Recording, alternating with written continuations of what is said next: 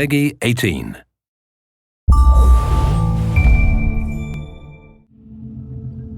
Hi there, my name's Jamie Keane, I'm the lead game designer on Far Cry 3, and this is Mark Thompson, I'm the level design director. So what we're going to show you today is we're going to show you a run through. So you find yourself to begin with in Amanaki Village. Now this is one of the hubs in the game. It's kind of a friendly area where you can rest, recuperate, you're going to feel a bit of the life of the world, but you're never under threat here. You can also do things like you can go to the store and buy new weapons and things like that, but it's basically your safe haven in the world. I was out hunting this morning, got lucky. So at this point, if you look at the mini-map, it doesn't have a lot of useful information on it. Actually, it's almost entirely useless, apart from the radio tower icon you can see there. Whenever you get to a new area of the world, the map will look like this. So the first thing you need to do is find the nearest radio tower, which is generally a visible landmark on the horizon.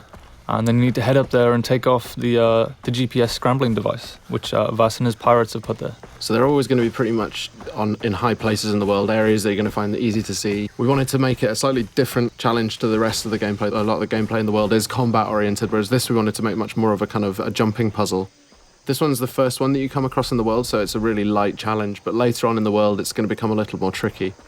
We want to emphasize that feeling of vertigo, so you're going to have some pretty gnarly jumps to try and make. You're going to hear the wind kind of rattling through this thing. You're going to hear it creaking. So later on it becomes much more of a challenge. But for now, this is a pretty easy one. It's a fairly straightforward route straight up to the top. Yeah. But, I mean, the level designers did get a little bit mean with the later ones. More than a little bit, I'd say. Yeah. Some of them. But in a good way. It's a good job they don't do anything like put their names in the credits so everybody knows who they are. You can't find people on the internet like that anymore. No. Alright, so you can see a bit of the size of the scale of the world. We're showing about 1/20th of the world in this demo, so you can just take a little bit of a look around and you can see the kind of the overall scope of the game as a whole. Everything you can see in the world you can get to at any time, and you can explore, and when you get there the world will reward you for doing so. It'll be fun. With these reveal sequences, we want to show you a little bit of the world, some sort of suggestions on areas where you can go to explore afterwards. If you take a look around in the horizon as well, you'll see these kind of black smokestacks. Now, these are the outposts that are scattered around the world. They're probably your best next step. So you can see the big red areas on the map. They dictate that the pirates control this part of the world. So when you move around the world, you might be ambushed, you might come across roadblocks as you're driving around. But what you can do is, if you head to the outpost, you can actually take it back and claim this part of the island as your own, well, as yours along with the rebels, the Rakyat. So gradually as you move through the world, you end up kind of cleaning the map. And taking it back for the locals, which in turn makes life easier for you as you move around. Right, so we spotted a couple of goats. So we're going to kill the goats with extreme prejudice. That's quite unfriendly, I thought.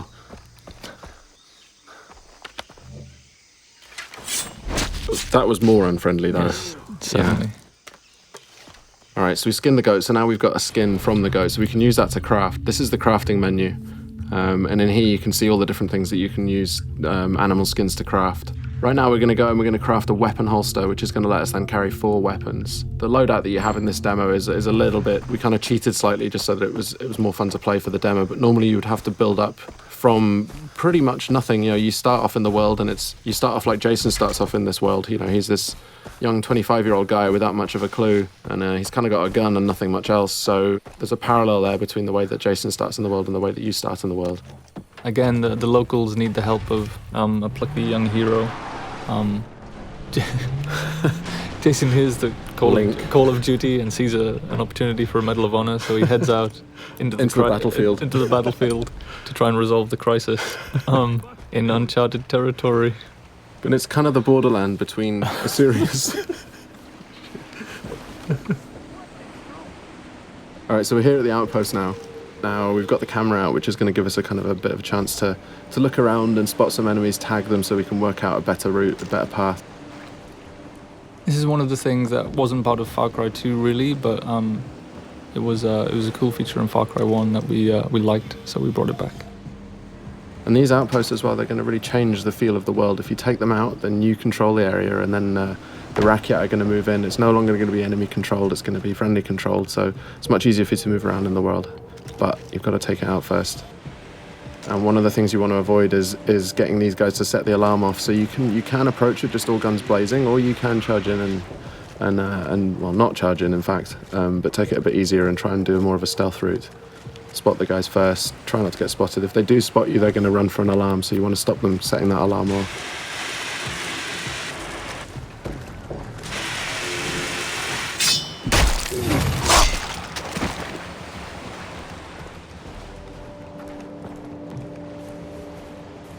Alright, so we're trying to do a bit more of a stealth route here. Got to be a bit careful. That white line you can see there is a detection meter. If that fills up, they're going to spot you and then combat's going to start. So we've used a rock there to distract that guy. So he's going to go and check that out. And in the meantime, we can go off and head off around here and do a death from above. Okay, so he's now alerted. So these guys, you can see he's heading over for the alarm there. That's a good shot. A little too good, some might say.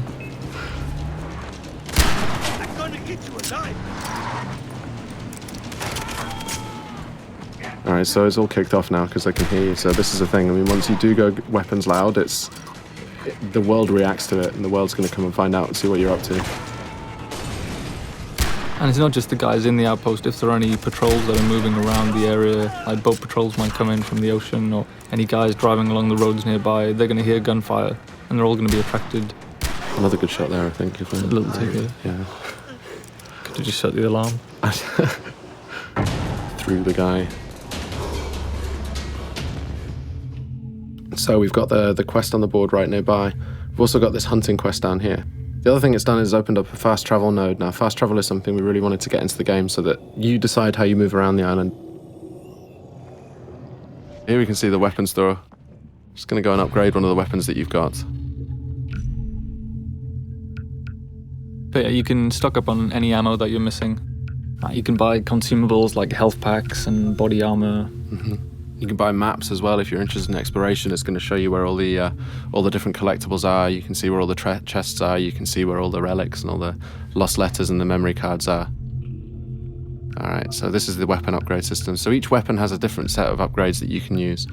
Really good idea if you want to play more stealthily is to find a weapon that has a sound suppressor like this MP5 here. And you can also paint it pretty colours. Devilishly red. Devilishly red. Yes.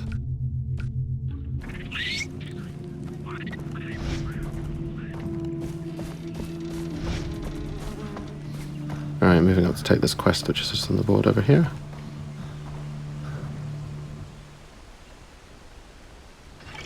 Dennis said that the jungle would speak to me. So the villagers in Amanaki have had some problems with local bears. They've been killing them, I guess. That's the problem they've had with them. They've been dying by bear. And the thing with these as well is we want to add a sort of a gameplay challenge as well. So it's not just going to be a question of getting in there and shooting them, however, but we want to add a little bit of a challenge in terms of the weapon that you can use. So this one, you've got to use a shotgun to take these bears out. You've also got to find out where the bears are. So you've got that 3D objective marker, sorry. You can use a knife as well. Oh yeah, you can use a knife too, yes. But, yeah.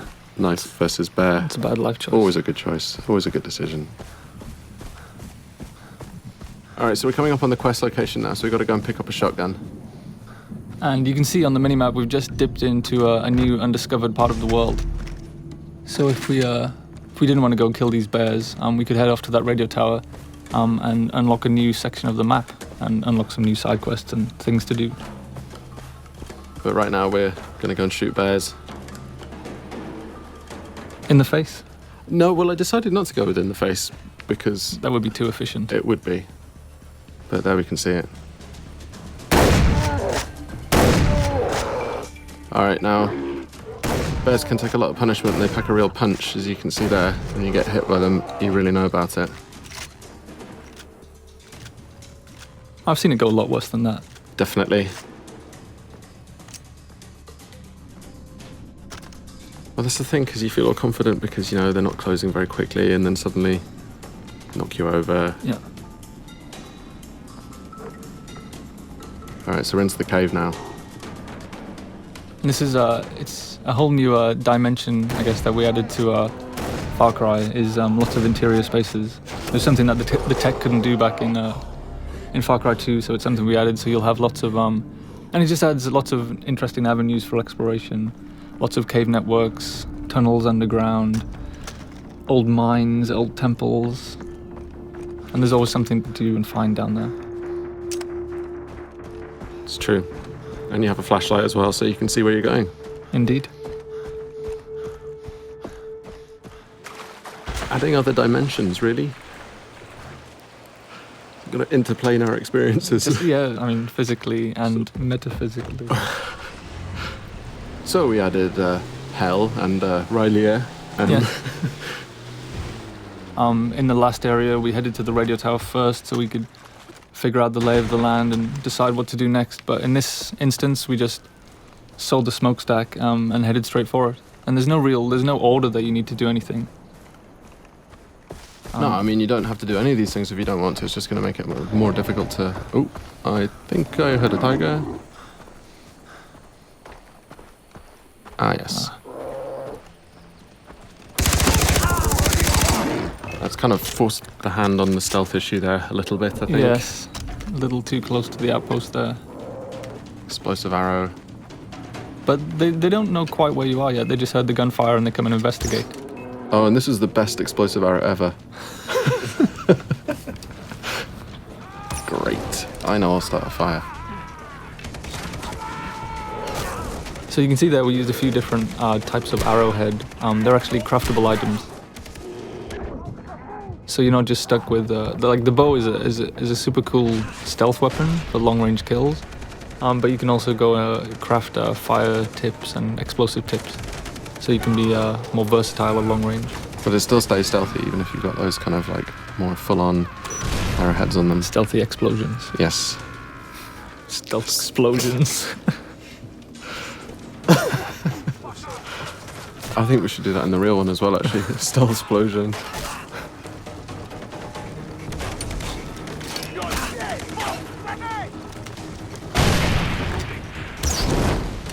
So yeah, this one, when the stealth thing went out the window, I think it was just all guns blazing. Oh, and the alarm's been triggered as well. Great. But you can see we've got, obviously the fire tech is back from Far Cry 2. I wanted to really make sure that we kept that one in. It's a really important part of the gameplay. You can really kind of corral people using fire. And the wildlife as well. And the wildlife too. Now you may have heard just on the VO there, they're letting you know which direction that they're coming in from, so you can kind of prepare. If you've got a little bit of time, you can see that countdown ticker, and you can kind of prepare for when these guys come in. That was a warm welcome. Yes. And there he goes, flying through the air. No fun was had there at all. No. No, I didn't enjoy that at all. I enjoyed the bit where you missed everyone with the arrow at the start. Really? Still? Seriously? Man. And that's the end of the walkthrough today. So thanks very much for listening in. Far Cry 3 is coming out on Xbox 360, PS3 and PC. Looking forward to seeing you guys out there.